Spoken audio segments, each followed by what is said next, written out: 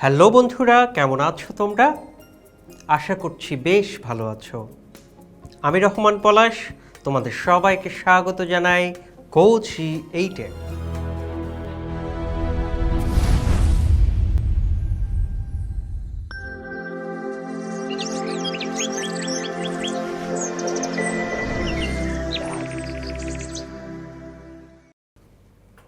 বন্ধুরা, আজ আমরা পড়ব দ্বাদশ শ্রেণীর হিসাব বিজ্ঞান দ্বিতীয় পত্র। গত এপিসোডগুলোতে আমরা দ্বিতীয় অধ্যায় অর্থাৎ অংশীদারি ব্যবসায়ের হিসাব সম্পর্কে আলোচনা করেছিলাম। বন্ধুরা, আজকের আলোচনার শুরুতেই তোমাদেরকে জানিয়ে দিতে চাই এই অধ্যায়টি তোমরা ফিন্যান্স প্রথম পত্রের সপ্তম অধ্যায়ও আবারও পড়বে। ফিন্যান্স প্রথম পত্রে নগদ প্রবাহ বিবরণী নাও দিতে পারে, কিন্তু হিসাব বিজ্ঞান দ্বিতীয় পত্রে নগদ প্রবাহ বিবরণী অবশ্যই আসবে। তাই এই অধ্যায় ভালো মতো করতে পারলে তোমরা 10 নম্বর তো পাবেই, 20 নম্বর পাওয়ারও সম্ভাবনা অনেক বেশি। চলো তাহলে গুরুত্বপূর্ণ এই অধ্যায়টি শুরু করা যাক। বন্ধুরা, আমাদের অধ্যায়ের নাম যেহেতু নগদ প্রবাহ বিবরণী, তাই আমরা শুরুতে নগদ প্রবাহ কাকে বলে তা জেনে নেব। নগদ প্রবাহ বলতে প্রতিষ্ঠানে কত টাকা আসছে আর প্রতিষ্ঠান থেকে কত টাকা চলে যাচ্ছে সেটাকেই বোঝায়। অর্থের আগমনের ব্যাপারটাকে ইংরেজিতে ক্যাশ ইনফ্লো এবং প্রতিষ্ঠান থেকে অর্থ চলে যাওয়া বা নির্গমনকে ক্যাশ আউটফ্লো বলা হয়। ফিন্যান্সের ভাষায় তিনভাবে এই নগদ প্রবাহ বা ক্যাশ ফ্লো হয়ে থাকে। প্রথমত, কোম্পানি পরিচালনা করতে গিয়ে নগদ প্রবাহ হতে পারে, যাকে বলা হয় পরিচালন কার্যক্রম থেকে নগদ প্রবাহ। দ্বিতীয়ত, প্রতিষ্ঠানে বিভিন্ন দীর্ঘমেয়াদী সম্পত্তি ক্রয় বিক্রয়ের কারণে নগদ প্রবাহ হতে পারে, যাকে বলা হয় বিনিয়োগ কার্যক্রম থেকে নগদ প্রবাহ। আর তৃতীয়ত, প্রতিষ্ঠানে শেয়ার, ঋণপত্র বা বন্ড ইত্যাদির কারণে নগদ প্রবাহ হতে পারে, যাকে বলা হয় অর্থায়ন কার্যক্রম থেকে নগদ প্রবাহ। তো বন্ধুরা, এতক্ষণ আমরা 3টি উপায়ে নগদ প্রবাহ সম্পর্কে জেনেছি। এগুলো কেন জানলাম তা কি তোমরা বলতে পারবে? আমি বলছি, নগদ প্রবাহ বিশ্লেষণ করার জন্য আমাদেরকে একটি বিবরণী তৈরি করতে হবে। সেই বিবরণীতে এই 3টি উপায়ে নগদ প্রবাহকে দেখাতে হবে। এরপর 3টি উপায় যোগ করে আমাদেরকে দেখাতে হবে প্রতিষ্ঠানে নগদ অর্থ বেড়েছে নাকি কমেছে। বন্ধুরা, এতক্ষণ আমরা শুনেছি নগদ প্রবাহ বিবরণীতে 3টি ধাপ থাকে। এবার আমাদের কাজ হচ্ছে 3টি ধাপের প্রত্যেকটি ধাপ নিয়ে আলোচনা করা। এগুলো মূলত এক ধরনের সূত্র, তবে আমি তোমাদেরকে সেগুলো বুঝিয়ে বলার চেষ্টা করব। ঠিক আছে বন্ধুরা? বন্ধুরা, অঙ্ক শুরু করার আগে তোমাদেরকে প্রথমে জানতে হবে অঙ্কে কি কি দেওয়া থাকে এবং আমাদেরকে কি কি করতে হবে। এই বিষয়টি জানার জন্য তোমাদের সামনে একটি প্রশ্ন তুলে ধরছি। বন্ধুরা, তোমরা খেয়াল করে দেখো, প্রশ্নে কিছু তথ্য আছে। তথ্যগুলোর মধ্যে বিভিন্ন চলতি সম্পত্তি ও চলতি দায় বৃদ্ধির কথা আছে, শেয়ার ও লভ্যাংশ সম্পর্কিত তথ্য আছে। আর প্রশ্নের ক নংয়ে তোমাদেরকে 3টি ধাপের প্রথম ধাপ অর্থাৎ পরিচালন কার্যক্রম থেকে নগদ প্রবাহ সম্পর্কে জানতে চেয়েছে। আর খ নংয়ে পুরো নগদ প্রবাহ বিবরণী সম্পর্কে জানতে চেয়েছে। তো বন্ধুরা, তোমাদের কি জানতে ইচ্ছে করছে না এই নগদ প্রবাহ বিবরণী কিভাবে তৈরি করা হয়? এই অঙ্কের নিয়মগুলোই বা কি কি? এই নিয়মগুলোর শুরুতেই আমরা পরিচালন কার্যক্রম থেকে নিট নগদ প্রবাহ সম্পর্কে তোমাদেরকে জানাবো। এই অঙ্কটি শুরু করার জন্য তোমাদেরকে শুরুতেই 3 কলামের একটি ছক আঁকতে হবে। বন্ধুরা, ছকের শুরুতে তোমাদেরকে একটা টাইটেল লিখতে হবে, পরিচালন কার্যক্রম থেকে নগদ প্রবাহ, যেটা কিনা আমাদের নগদ প্রবাহ বিবরণী 3টি ধাপের প্রথম ধাপ। এই টাইটেলের নিচে প্রথম এন্ট্রি হিসাবে দেখাবে নিট মুনাফা বা কর পরবর্তী আয়, যেটা প্রশ্নেই উল্লেখ করা থাকবে। অনেকেই এই নিট মুনাফার এন্ট্রিটা পরিচালন কার্যক্রম থেকে নগদ প্রবাহ লাইনের আগের লাইনে লিখে। তবে যেভাবেই লিখবে সমস্যা নেই, শুধু মনে রাখবে নেট মুনাফার টাকার অঙ্কটা শেষ কলাম অর্থাৎ দ্বিতীয় টাকার ঘরে লিখতে হবে। বন্ধুরা, তারপর একই টাইটেলের দ্বিতীয় এন্ট্রি হিসেবে যদি প্রশ্নে অবচয় দেওয়া থাকে সেটা প্রথম টাকার কলামে বা টাকার ঘরে লিখবে। আশা করি এতটুকু পর্যন্ত তোমরা সবাই খুব ভালোভাবে বুঝতে পেরেছ। অবচয় লেখার পর আমাদেরকে চলতি সম্পদ ও দায়ের হ্রাস বৃদ্ধি দেখতে হবে। চলতি সম্পদ বৃদ্ধি পেলে টাকা বাদ দিয়ে দেখাতে হবে, যেমনটা আমি ব্র্যাকেটে দেখিয়েছি।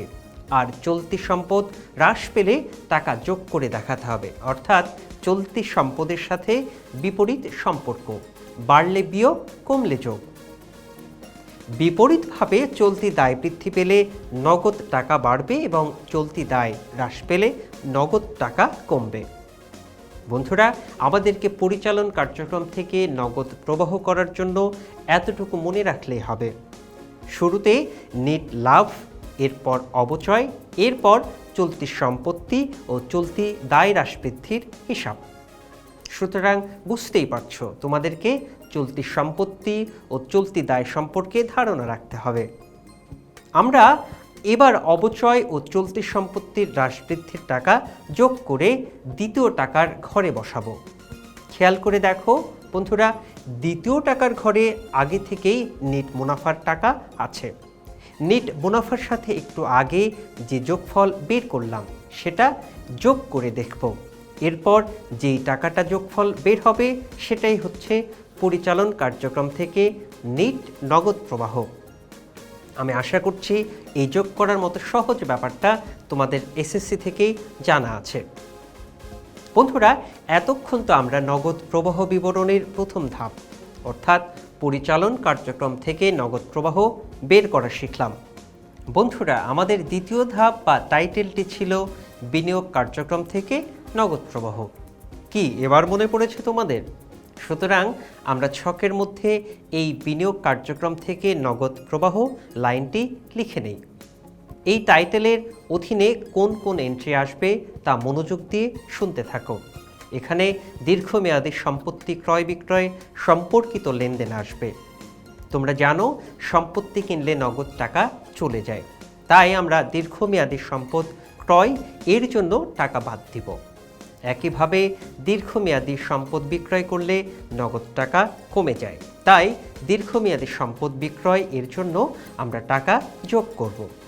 এরপর ক্রয় বিক্রয়ের টাকা যোগ বিয়োগ করে সেই বিয়োগফল তৃতীয় কলামে দেখাবো, যার নাম হবে বিনিয়োগ কার্যক্রম থেকে নেট নগদ প্রবাহ।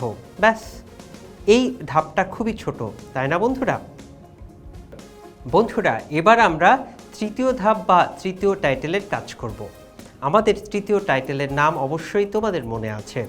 তৃতীয় টাইটেলের নাম ছিল অর্থায়ন কার্যক্রম থেকে নগদ প্রবাহ। চলো আমরা এখন সেটা লিখে ফেলি।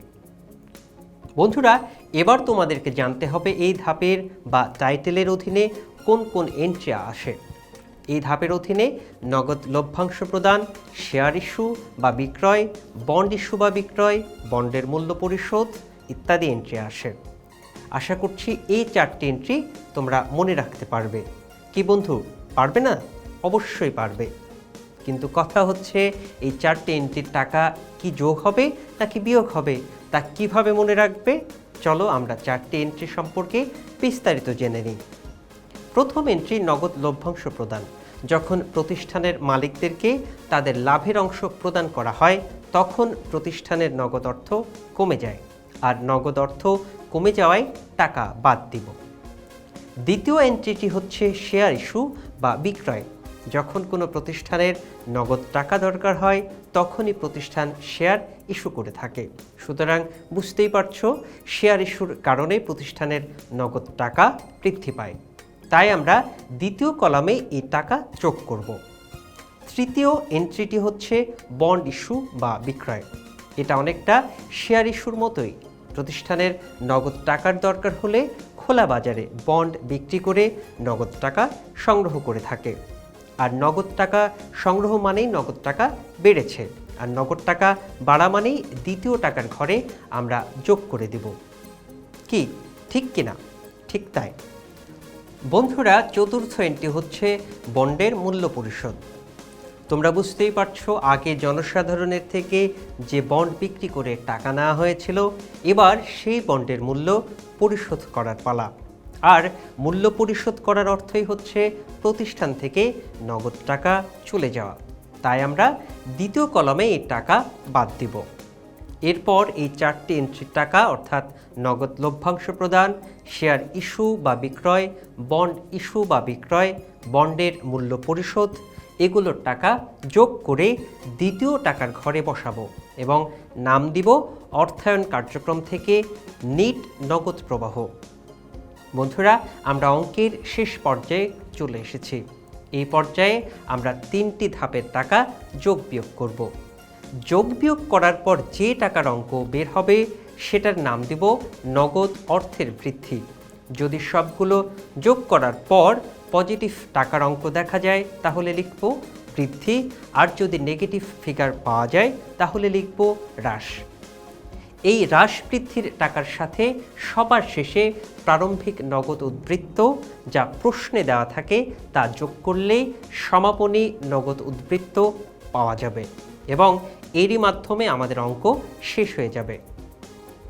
বন্ধুরা, আশা করছি পরবর্তী এপিসোডের শুরুর পূর্বে এই পুরো ছকটা প্রথমে দেখে খাতায় তুলে নেবে, এরপর একবার রিভাইজ করে দিয়ে নিজে আরেকটা ছক বানাবে এবং কোথাও ভুল হলো আবার আগের পেজ দেখে নেবে। বন্ধুরা, এই ছিল আমাদের আজকের আলোচনার বিষয়। পরবর্তী ক্লাসে আবার দেখা হবে। ততদিন পর্যন্ত তোমরা সবাই ভালো থেকো, সুস্থ থেকো এবং GoG8 এর সাথেই থেকো।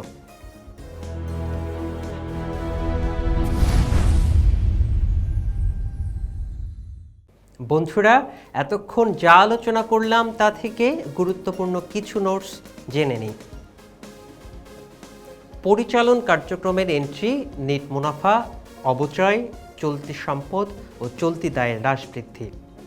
বিনিয়োগ কার্যক্রমের এন্ট্রি দীর্ঘমেয়াদী সম্পত্তি বা বিনিয়োগ ক্রয় বিক্রয়।